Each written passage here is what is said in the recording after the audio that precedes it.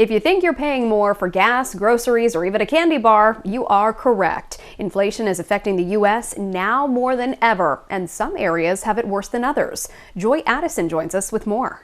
Inflation hits rural areas hardest because of the extra cost that it takes to transport things to areas that are more remote. I'm here in Midland, Texas, and the nearest major city is Dallas, nearly 5 hours away. Inflation here is through the roof, and people like the owner of this business behind me, as well as everyday residents, say it's tough. I mean, it's hitting the pocketbook. Groceries, utilities, gas. So we're seeing it everywhere, and it's hard. Inflation is hitting the U.S. with a rate of 8.3%, the highest we've seen since 1980. People in this West Texas town of Midland say it's hitting them hardest. We're somewhat isolated between El Paso and Dallas, Fort Worth, and so there's a lot of distance, and it takes you 4 or 5 hours to go to either one. So travel costs, transportation costs, that raises prices. Midland has a population of just over 140,000, but it's giving big cities like New York, Phoenix, and Dallas a run for their money when it comes to inflation. It's had the highest rate in the country for the last 6 months. Bill Kent owns more than 15 businesses in the area, including gas stations and restaurants. And he says workers want higher wages. There's not a single business that we have that it's not impacting it. The drivers, trying to hire truck drivers out here for our transportation business, and it's everything from entry-level people we hire for our stores and truck stops to receptionists. The rising prices are pushing more people to need help feeding their families. The West Texas Food Bank says over the last few weeks, the number of families it serves has tripled.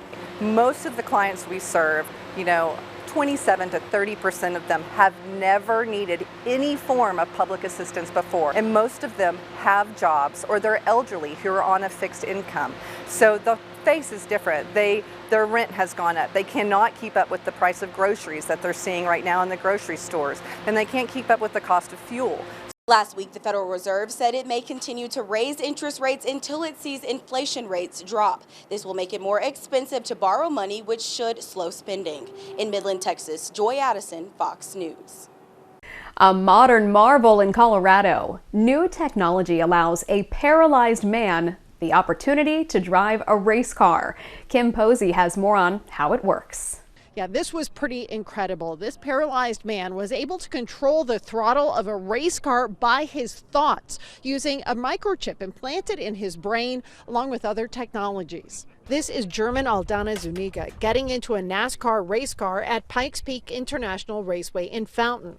German was in a car crash and is paralyzed from the waist down and has limited mobility of his arms and hands. But here he goes, driving a race car around the track with a safety driver by his side. He's able to control the throttle with his thoughts, and he can steer with his helmet. This is all thanks to Fauci Adaptive Motorsports' brain-controlled driving technology.